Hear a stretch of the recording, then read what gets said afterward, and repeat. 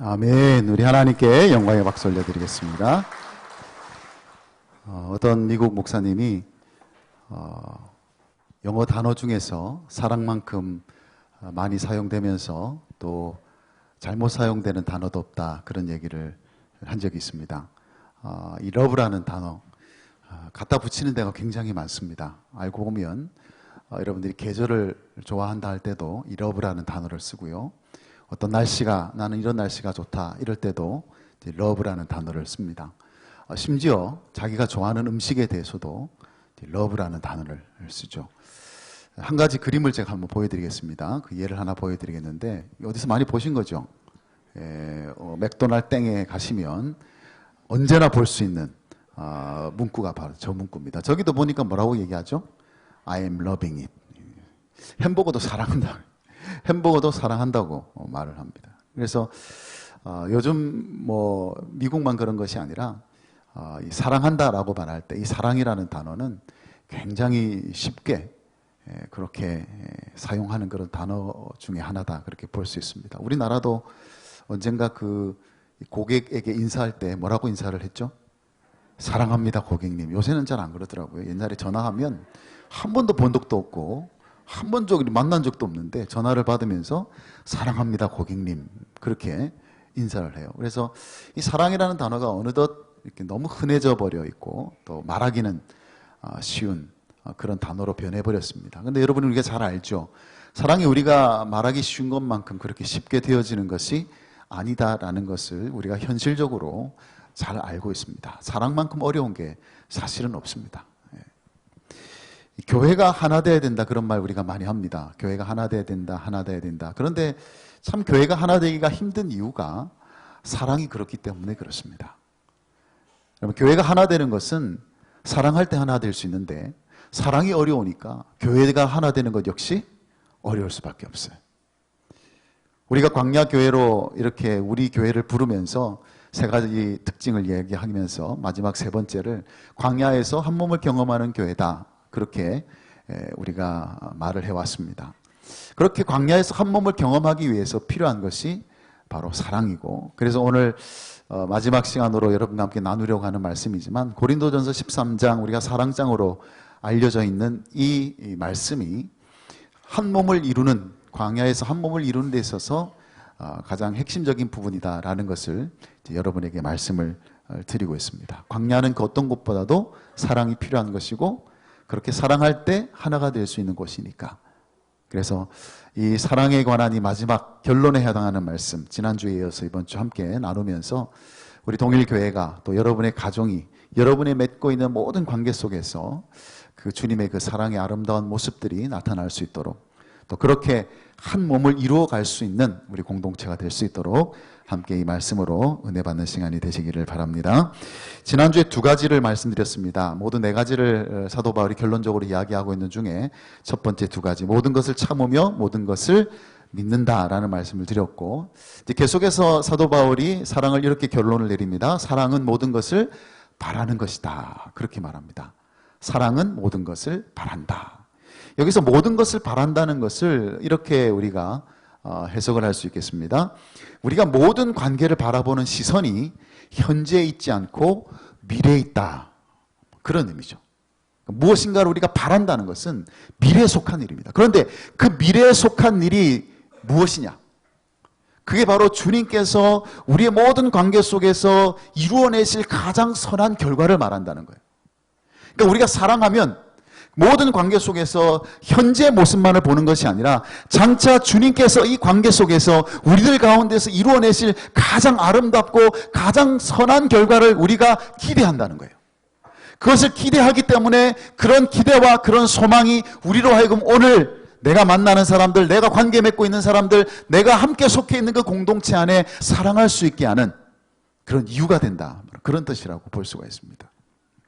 여러분, 지난주에도 말씀드렸지만 예수님께서 만약 베드로의 현재 모습만을 보셨다면요, 주님께서는 진작에 베드로를 포기하셨어야 합니다. 여러분, 베드로는 현재 모습만 가지고는 기대할 만한 것이 별로 없어요. 그냥 갈릴리 호수에서 어부로 잔뼈가 굵었던 그런 사람에 불과합니다. 성격은 강하지만 성격은 거칠지만 급하지만 또 그러나 그렇게 강한 것도 아닌 그런 결함이 굉장히 많은 사람. 더군다나 가장 결정적일 때 예수님을 3번이나 모른다고 부인했던 사람. 그런 베드로의 현재 모습만을 주목하셨다면 예수님께서 베드로를 더 이상 그렇게 기대를 걸 만한 이유가 어디에 있겠습니까? 그런데 예수님께서 이 베드로를 향해서 이런 말씀을 하신 적이 있어요. 마태복음 16장 18절에 보시면 예수님 베드로에게 이런 말씀하십니다. 우리 한번 같이 읽겠습니다. 또 내가 내게 이르노니 너는 베드로라. 내가 이 반석 위에 내 교회를 세우리니 음부의 권세가 이기지 못하리라. 아멘. 여러분, 예수님께서 이 말씀을 베드로에게 하실 때에 여러분 베드로의 모습이 완벽했던 때가 아닙니다. 예수님이 보실 때, 야, 너 그래, 네가 내 교회를 시작할 수 있는, 내 교회를 세울 수 있는 가장 첫 출발이 될 수 있겠구나 하는 그런 모습을 보시고 이 말씀을 하신 게 아니에요.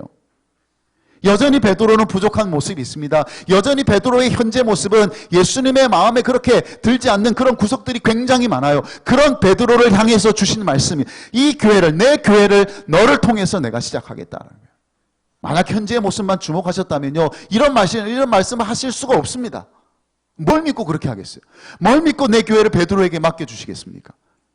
그런데 여러분, 실제로 예수님께서는 이 베드로를 통해서 초대교회가 시작하게 하셨습니다. 왜냐하면 주님께서 보신 것은 현재 베드로의 모습이 아니라 미래 베드로가 주님께서 베드로를 통해서 이루실 그 모습을 보고 있었기 때문에. 그래서 여러분, 예수님이 만약 베드로를 사랑하셨다, 그렇다면 예수님의 그 사랑 안에는 무엇이 담겨 있었느냐? 이 베드로가 장차 주님을 위해서, 교회를 위해서 수고하고 섬기게 될 그 미래의 모습이 그 안에 담겨져 있다. 그 소망이 그 사랑 안에는 담겨져 있다고 볼 수가 있습니다. 그래서 사랑은 모든 것을 바라는 거예요. 사랑하는 사람에게는 그 사람의 미래에 대한 소망을 가지게 된다는 것인데, 그 미래에 대한 소망이, 그래, 저 친구는 나중에 잘 될 거야, 그런 기준이 아니라 주님께서 저 사람을 통해서 이루실 그 가장 선한 결말을 기대한다는 거예요.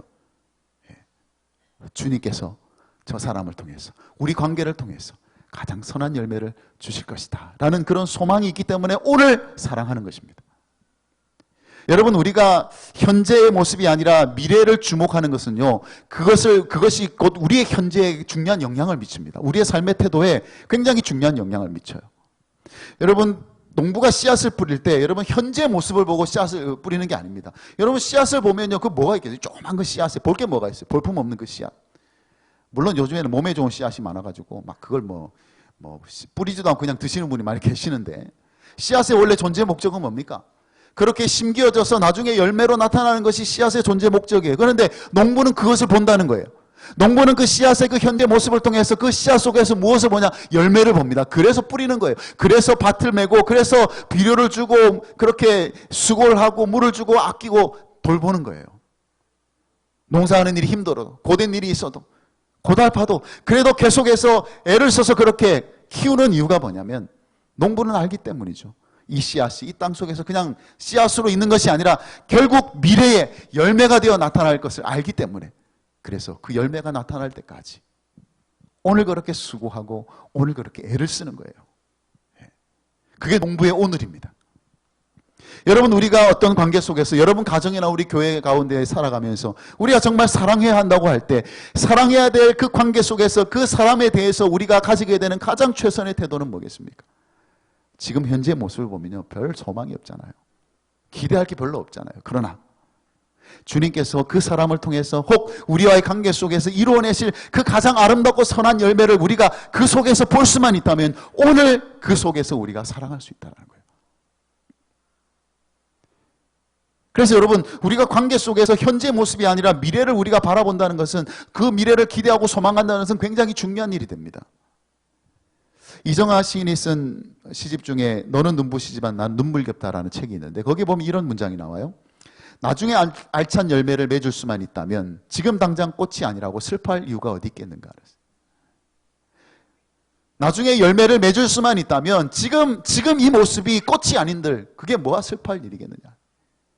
우리가 지금의 모습을 보면, 우리의 관계를 지금 살펴보면 별로 기대할 만한 것도 없고, 참 어떨 때는 한숨이 나올 만하고 한심한 그런 모습이 보이지만, 그러나 그런 모습 속에서 주님께서 이루실 그 미래를 여러분들이 기대하신다면요, 왜냐하면 주님은 우리를 결코 포기하지 아니하시는 분이시니까. 우리는 어떤 이유로, 어떤 상황 때문에 우리는 누군가를 포기할 수 있습니다. 누군가를 버릴 수 있어요. 그러나 우리 주님께서, 우리를 사랑하시는 주님께서는 우리를 결코 버리지 아니하시고 하나님께서 원하시는 대로 이끌어 가시고 인도하시고 그런 마지막 결말을 이루어 가시는 주님이 계시니까.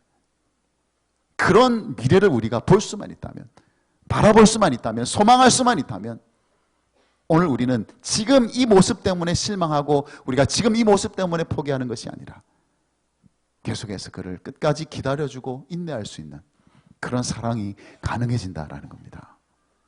이것은 어떤 의미에서 보면 사랑의 속도와 관계가 있습니다. 여러분, 하나님께서는 사랑하시는 속도가 있어요. 하나님께서 우리를 사랑하시는데 필요한 속도가 있습니다. 중요한 것은 우리가 주님이 우리를 사랑하시고 주님이 우리를 다루시는 그 속도에 우리가 맞춰야 되는 거예요. 그러니까 하나님이 사랑하기 위해서 걸어가시는 그 보조에 우리가 맞춰서 걸어가야 된다는 그런 뜻입니다. 종종 우리는 자꾸 앞서가려고 하는 거예요. 이 하나님의 사랑의 속도에 대해서 지난 세기 일본의 유명한 신학자인 고스케 고야마라는 사람이 이런 흥미로운 글을 썼습니다. 하나님이 이 세상에서 어떤 속도로 움직이는지, 왜 그런 속도로 움직이시는지에 대해서 아주 지혜로운 글을 썼는데 그 내용을 잠시 소개하면 이렇습니다. 하나님은 사랑이심으로 천천히 걸으신다. 사랑이 아니라면 그분은 훨씬 더 빨리 움직이실 것이다. 사랑은 그만한 속도가 있다. 우리가 익숙한 기술의 속도와 같지가 않다. 느리지만 모든 것을 지배한다. 우리가 알든 모르든, 우리가 폭풍을 만났든 만나지 않았든 사랑은 인생의 근저를 시속 4km로 흐른다. 여러분, 이 표현이 굉장히 의미가 있습니다. 하나님의 사랑의 속도가 몇 킬로라고요? 시속 4km라는 거예요. 왜 시속 4km인지 아십니까? 그게 사람이 걷는 속도예요. 사람이 걷는 속도가 시속 4km입니다. 주님께서는 그 속도로 우리를 사랑하신다는 거예요. 그러면서 이렇게 말씀합니다. 계속해서 얘기합니다. 예수님은 몹시 느리시다. 우리는 그분을 앞질러 달려가고 싶다. 예수님의 방법은 너무 느리고 비효율적이고 고통스럽다. 예수님의 자원은 사랑이지만 우리의 자원은 돈이기 때문이다. 그랬습니다. 주님께서 왜 그런 속도로 걸으시는지, 왜 주님께서 그런 속도로 우리를 사랑하시는지, 그것은 주님께서 우리에게 가장 주고 싶어 하시는 것이 사랑인데 그 사랑을 주시는 모든 과정 속에서는 시간이 필요하다는 거예요. 속도가 필요하다는 거예요. 왜냐하면 우리의 걷는 속도가 그 정도밖에 안 되기 때문에, 우리가 감당할 수 있는 속도가 그 정도밖에 안 되기 때문에. 그래서 여러분, 그런 그의 글에 의하면 여러분, 우리가 서둘러서 사랑해야 된다, 이런 말은 성립이 되지 않아요. 여러분, 서둘러서 사랑이 될 수가 없습니다. 만약 사랑에 조급함이 끼어들면 어떤 일이 일어나겠습니까? 사랑이 달아나겠습니까? 조급함이 달아나겠습니까? 사랑이 달아나요. 사랑에 조급함이 들어가기 시작하면요, 사랑은 더 이상 그곳에 머물러 있을 수가 없습니다. 조급함만이 남아있게 돼요. 그래서 조급해서는 우리가 사랑할 수 없어요. 그래서 오늘 우리가 왜 사랑은 모든 것을 바라는 것이냐, 지금 당장 모든 것이 다 이루어질 수 있는 것이 아니기 때문에 그렇습니다. 우리가 생각할 때는 저 인간이 지금 빨리 변했으면 좋겠는데, 우리 관계가 빨리 좀 이렇게 회복됐으면 좋겠는데, 그런 마음이 굴뚝 같죠. 그러나 하나님께서는 우리를 사랑하시는 속도가 다 있습니다. 그 속도를 따라 우리를 다루시게 될 때 결국 나타나게 되는 하나님이 원하시고 기대하시는 그 마지막 선한 그 결과를 우리가 소망하게 되면, 그것이 의미하는 것은 뭐냐? 그날이 오기까지 오늘 우리의 삶의 현장 속에서 오늘 우리는 그렇게 우리에게 주어진 사람들을 사랑해야 된다. 여러분, 교회는 최고의 모습으로 존재하는 공동체가 아닙니다. 무슨 말이냐면, 교회는 현재가 가장 아름다운 곳이 아니에요. 교회의 현재를 보면 그렇게 아름답지 못한 구석도 꽤 제법 있습니다. 우리 교회는 여전히 주님께서 성숙해 가도록 이끌고 계시는 거예요. 그래서 여전히 우리가 교회로 존재하지만 여전히 우리 안에는 부족함이 있습니다. 그러나 그것이 우리로 하여금 낙심하게 할 만한 이유가 되지를 못합니다. 교회가 뭐 이래. 그게 우리의 낙심의 이유가 될 수가 없습니다. 교회는 이런 것입니다. 중요한 것은 우리가 지금 현재의 모습을 바라보고 실망하고 낙심하고 비난하고 그렇게 할 것이냐, 아니면 주님께서 우리 교회를 통해서 이루실 그 선한 그 결과를 우리가 소망하면서 오늘 우리는 서로 사랑할 것인가. 여러분, 이게 중요한 거예요. 사랑은 모든 것을 바라는 것이 결국 오늘 우리가 사랑해야 될 그 사람에게, 그 공동체에게 가장 중요한 태도에 영향을 준다는 사실을 우리가 기억한다면, 우리가 비록 광야교회로 존재하기 때문에 여러 가지로 부족한 모습이 있을 수 있지만 오히려 사랑 안에서 주님이 우리를 온전케 하실 것을 우리가 기대하고 바라보면서 끝까지 이 광야의 길을, 그 선한 미래, 선한 아름다움을 우리가 소망하면서 함께 이 길을 걸어갈 수 있는 저와 여러분이 되시기를 주님의 이름으로 축복합니다. 그리고 이제 바울이 마지막으로 사랑에 대한 결론을 이렇게 내립니다. 사랑은 모든 것을 견디는 것이다. 여기서 견딘다라고 말할 때 이 견딘다에 해당하는 헬라어 단어는 이런 의미를 가지고 있습니다. 어떤 상황 아래 머물러 있는다, 그런 뜻입니다. 견딘다는 말이. 그러니까 계속 그 상태에 머물러 있기 위해서 인내하고 기다린다는 뜻이 담겨 있습니다. 사랑은 그런 힘이 있다는 거예요. 어떤 상태에서도 머물러 있을 수 있는 힘을 준다는 거예요. 그런 그 어떤 상태라는 것이 무엇을 의미하는지 우리가 충분히 짐작이 되시겠죠. 도무지 그곳에 머물러 있을 수 없는 상황에서도 머물러 있을 수 있게 하는 힘이 어디에서 나오느냐? 사랑에서 나온다는 거예요. 여러분, 우리가 함께 있을 때 일어나게 되는 가장 위대한 순간이 바로 이런 순간입니다.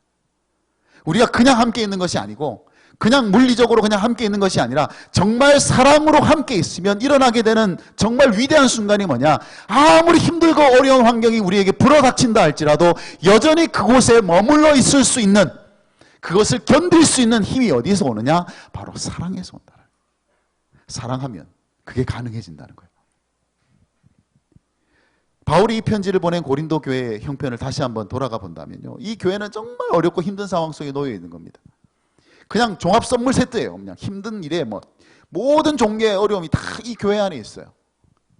조폭도 아니고 이런 파 저런 파, 다 파들이 얼마나 많은지 서로 나뉘어져서 싸우고, 그것도 모자라 가지고 이제는 세상 법정에 가서 서로 고소를 하고, 차마 입에 담을 수 없는 그런 음행들이 교회 안에 일어나게 되고, 심지어 빈부의 격차 때문에 또 층이 나눠지기도 하고, 공예배 때에 무질서한 일들이 일어나게 되고, 은사 때문에 시기하고 질투하는 일이 일어나게 되고, 요즘 유행하는 말로 이게 교회냐라고 할 만큼. 예. 여러분, 고린도 교회는요, 참 현실 교회를 잘 반영하는 교회입니다. 교회는 그래요. 그런데 그런 고린도 교회를 향해서 사도 바울이 마지막으로 내리고 있는 결론, 사랑은 모든 것을 견딘다. 너희들이 지금 이런 문제 때문에 힘들고 어렵고 괴로운 상황 속에 놓여 있지만, 그럼 너희들이 서로 사랑하게 될 때 그런 힘든 상황들을 감당할 수 있게 될 것이고, 견딜 수 있게 될 것이고, 여전히 주님의 몸된 교회에 머물러 있으면서 주님께서 이루실 그 일들을 바라보게 될 것이다. 그러면서 마지막 내린 결론이 사랑은 모든 것을 견디느니라. 여러분, 한 번 고난은요, 어찌어찌 우리가 감당할 수 있습니다. 참아낼 수 있어요. 그런데 여전히 상황이 개선되지 않고 계속 이 문제가 지속되면요, 문제는 달라집니다. 문제 하나면 모르겠는데 이 문제가 자꾸 꼬리에 꼬리를 물고 새로운 문제로 이어지게 되면요, 그것은 좀 다른 문제예요. 이제는 단순히 해결의 방법이나 어떻게 하면 이 상황 속에서 벗어날 수 있는지 그런 방법을 찾는 것보다 더 중요한 문제가 뭐냐면, 어떻게 그 상황을 계속 지속할 수 있느냐, 지구력을 가질 수 있느냐, 그게 더 중요합니다. 그 상황이 끝날 때까지 견딜 수 있는 힘이 필요해요. 언젠가는 해결이 되겠죠. 그러나 해결되는 그 순간까지 우리를 견디게 할 수 있는 힘은 어디에서 오는 것이냐? 그게 바로 사랑에서 온다는 거예요. 사랑이 교회의 모든 문제를 다 해결해 주진 않겠죠. 세세한 문제들을 사랑으로 다 해결할 수는 없을 겁니다. 그런데 그 문제들이 해결되는 모든 그 순간까지 우리를 그 장소에 머물러 있게 만드는 힘, 그 공동체에 여전히 그 상황 속에 머물러 있게 만드는 힘은 어디에서 오느냐면 사랑에서 온다는 거예요. 그 사랑이 있을 때에 그렇게 문제들이 해결되어지고 그 고난을 통과하는 그 끝을 보게 된다는 뜻입니다. 그래서 여러분, 사랑은 모든 것을 견디는 것이다. 어떤 환경에서도 함께 머물 수 있는 힘, 그게 사랑이라는 거예요. 반대로 얘기하면요, 사랑이 없으면요, 조금만 불편한 것도 못 참습니다. 못 참아요. 별것 아닌 것에도요, 감당할 수 없게 됩니다. 아이고, 나 도저히 여기 못 있겠다.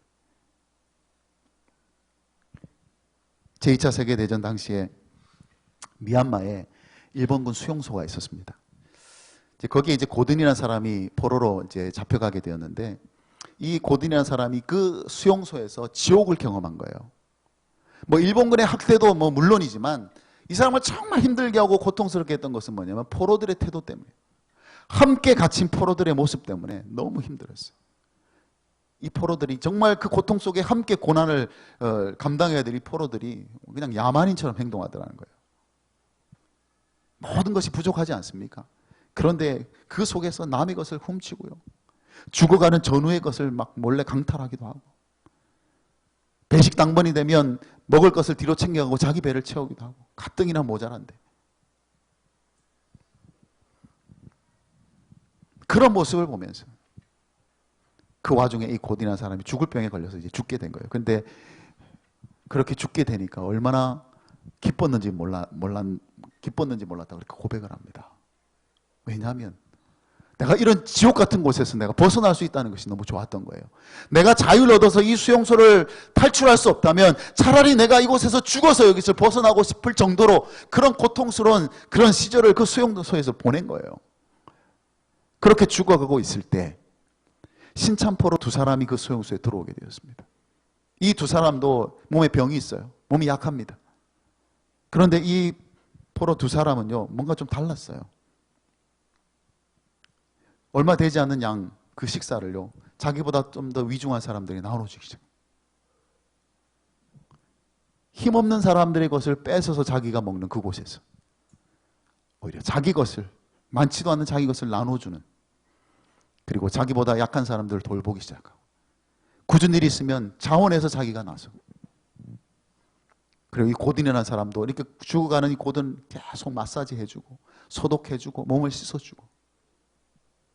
그런데 여러분, 그곳에 놀라운 일이 일어나기 시작합니다. 전염되기 시작하는 거예요. 이 두 사람이 한 그 행동들이 그 수용소 안에 퍼져나가기 시작하는 거예요. 얼마 지나지 않아서 수용소가 완전히 다른 곳으로 바뀌게 된 거예요. 이제는 포로들끼리 함께 모여서 예배를 드리기도 하고 함께 성경 공부를 하기도 하고.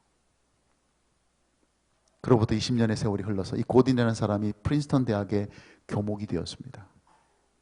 그리고 그때를 회상하면서 이렇게 말을 했죠. 죽음은 여전히 우리 주변을 떠돌고 있었습니다. 그것은 누구도 부정할 수 없는 현실이었습니다. 하지만 포로들은 그 죽음의 세력에서 조금씩 벗어나고 있었습니다.